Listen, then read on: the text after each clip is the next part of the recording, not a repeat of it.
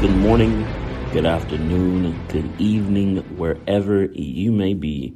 Welcome to the One Perspective to Another podcast. I'm your humble and gracious host, A. Sanders, here with a little in-between, little catch-up episode. First and foremost, I just want to thank all our past guests. Shout out AK, shout out Ruben, shout out Isaiah. People have really been liking the conversations, so I just want to thank you guys again. Really appreciate you. We will continue to have more guests on after this episode because it's been really good feedback. People are appreciating it, and it's a nice little switch up. So thank you guys again. Without any further ado, I'm gonna get back into my grind, my little niche area, talking my own perspective, because the way I've been seeing things as of late, a lot of processing, a lot of healing. So I want to be able to break down that process, because everybody wants to talk about healing and calling people out, and you don't do this or you don't do that, and like, That's the new narrative. But are people really doing it? That's my question. I want to break down the process of healing. So I'm just getting right into it without making it too complex. I'm going to just make it really simple, because the part of healing that nobody really talks about is the self-accountability aspect of it. One of my favorite words, something that I admire so much, is situational awareness. I've talked about this many times before. If I've explained situational awareness, I'll explain it again. It's very simple, but it takes a lot to get to it. It has a process. It's knowing when to do what, wherever you are, no matter the situation. It's being calm. It's being triple C's, calm, cool, and collected. It's not letting your emotions get the best of you. It's not being in a situation where you are not in the best advantage to be able to be successful. And I say successful because I don't want it to be win, because that's when ego takes into account, and you want to be better than, instead of putting out positive energy and forcing somebody to be less than. Like, you can equate it to sports. In that sense, yes, it's okay. Then if you're in sports, let your ego drive you. You want to crush your competition. You want to belittle them in all aspects of life. But we're not talking about sports. We're talking about healing of self. And that accountability goes to you processing and understanding what is happening to you. It has nothing to do with what's going on outside. Yes, a cause might inflicted you to have this self-reflection, but whether it's a trigger, whether it's a trauma, whether it's health, whether it's a relationship, whether it's a family member, whether it's job, whether it's work, whatever happened outside of your mind, of your world, of you, has no say in you making your choices moving forward, except you. And that's why I say the self-accountability is the thing that is completely overlooked, because especially make it simple in relationships. Everybody want to call the new thing. I know it's going to make hella people mad, but it's like calling people the narcissist. Not every person that you date is a narcissist. And I say it too because, like, as of late, I hate saying her name. I said that I wouldn't say her name, but Kim Kardashian and Kanye, like, those are celebrities. They're not you. 9 times out of 10, the relationships that you've been in have been by choice, and you not being in the situation to understand the choices that you made because you didn't have self-accountability to understand that this isn't going against my morals. This is going against my principles. Recycling back to self-accountability. This is less than I want, but I'm still choosing lesser. So I don't know why it's like that, but that's just what some people do. But nobody likes to be wrong in that situation. But the pro tip is it's okay. It's okay to make mistakes. It's okay to know how to grow. It's okay to fuck up. It's okay. Not every plant is going to survive. I know, because I've tried to make Vine plants grow a bunch of six and they all just fucking die. Like, it's trial and error, and it is okay. But moving forward, whatever you do, whether it's a relationship, growing plants, whether it's fucking a new job, starting a new venture, a new business, there are going to be hiccups. Nothing about your growth is going to be linear. Nothing about not linear. Nothing about your growth is going to be straight. Nothing is going to be in a perfect box for you to equate success. Yes, you want to win. Yes, you want to do what's right, but processing is more than one step. It takes multiple things going back and forth. And ultimately, you get to the point where you just start to understand both ends, both ways. You go back in time. You go backwards to get yourself forward. You got to assess everything. Why did I choose that? Why did I make that decision? Like, that's the part I don't think people really do when it comes to healing, is asking those questions. They just go outward to, why did this happen to me? Why did they do this to me? Why did he do this to me? Why did she do this to me? When the question should really be, why did I allow this to happen? Why did I allow my boundary to be broken? Why did I allow my sense of security to be broken? Why did I give somebody a key and I didn't know how they acted in the moment? I seen a quote too, especially for relationships, when it says you're not having a relationship with the pretty face and the body. You're having a relationship with the character and the human. And that really struck me, because it's like, yeah, that's right. Because I don't know, it just puts me into this big ass time warp of like with women and not having self-worth because they're getting older. And I know it's society and you got a clock and you want to have a baby, but like you don't have to be in that narrow-minded aspect of what society wants you to be. It's okay to be what you want to be. But if you put that much inclusion into your appearance, another outward thing, you don't have any control over your genetics. You don't have any control over what you're going to look like when you're fucking 76 years old. And I know the counterpart is to it, be going, women gonna be like, well, you're a man. You're valued by your by what you do and how much you make. And I'm like, where does that come from?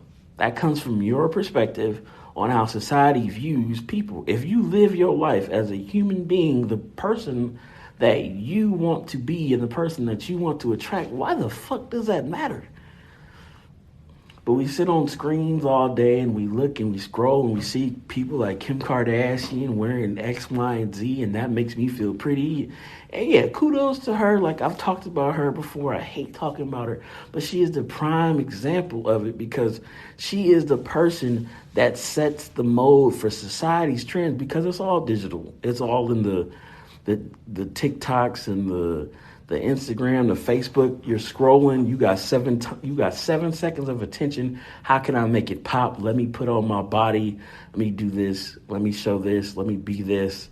Then bam, we got eyes. But at the end of the day, you got to sell something. And that's my thing too with them. All them West and Kardashians, like, what happened with that? They had a TV show to sell and he had albums to sell. You ain't heard shit from him since.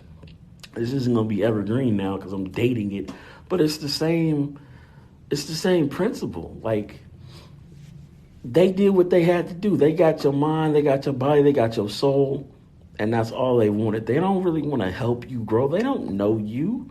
They want you to buy a product.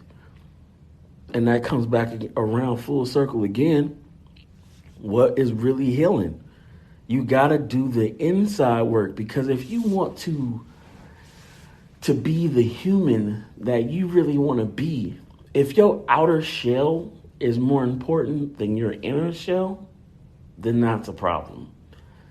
That's just me recognizing is getting older, like remembering my mom, like being and doing things that I'm doing right now, being in 30s and shit, like reading more, understanding about what your choices do, how you impact people's lives, like.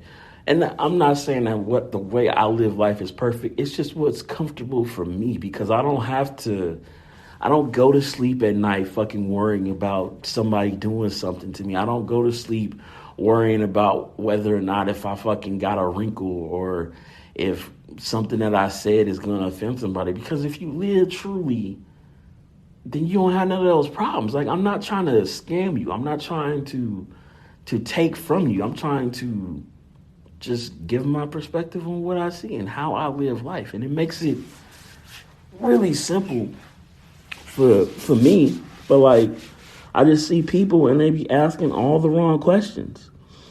Like, you cannot be biased in your healing. You cannot bring a high ego into that conversation. Like, that self-talk and asking, why did this shit really happen to me? What, like, seriously, like, why? Whatever happened, there are the exception to the rules, the silver linings, whether it's, I don't know, like a loved one passing away, dealing with health issues, like being in a fucking war, like some shit that you just really can't control. But the things that you do have control over, because you do have control over them, because if you get hindsight after the fact, then realize what you did, that's the part of the healing part that people just be like, oh, it's just a kawinky dink like that. No, it's not. It's you realizing that you were not being accountable for your actions.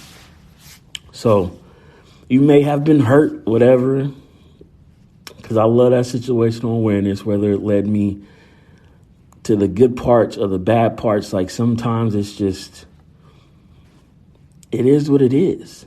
That's the reality of just poor choices. And like I said earlier, it's okay to make poor choices. It's okay to make mistakes. It's okay to not have everything in order. It's okay to not be perfect. But it is required if you want to heal, if you want to grow, if you want to be a part of the process, if you want to live in truth, if you want to be able to wake up with joy and amazement and grow and bloom and all that good shit, then you have to be accountable for yourself and understanding what you allow inside of you, what you allow to be in your company, what you allow to be truly with you. And that's a take on boundaries, but it's the real questions that have to be asked, because everybody talks about, like I said, everybody talks about the boundaries. You got to accept this, but nobody fucking explains it.